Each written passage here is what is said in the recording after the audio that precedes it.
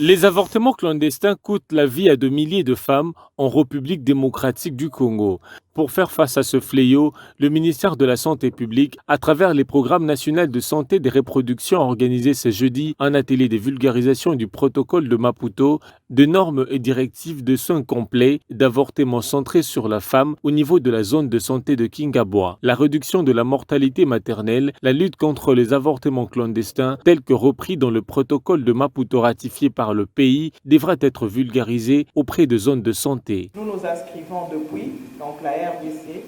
depuis 2016 dans la logique de l'attente. La RDC a adhéré au protocole de Maputo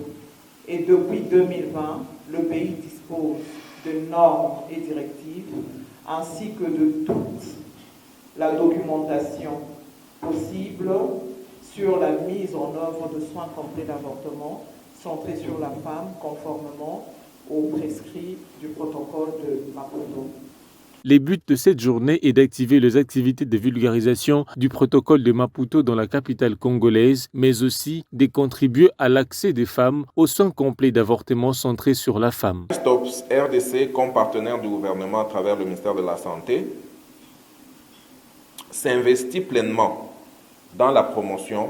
et la défense des droits sexuels et reproductifs des femmes et jeunes filles, car nous estimons que chaque femme, chaque fille,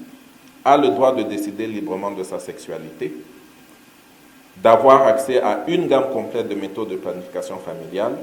sans contrainte, telles que repris dans notre slogan Amari Stops,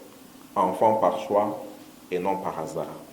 C'est aussi une occasion de partager les expériences, de planifier et de répartir les séances de sensibilisation en vue d'atteindre les couches réticentes au mécanisme du protocole de Maputo.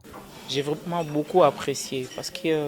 y a des années passées, ces sujets étaient un sujet tabou. De par son article 14, le protocole de Maputo est le seul instrument juridique traitant du droit de femmes et des jeunes filles en Afrique à avoir accès à l'avortement sécurisé.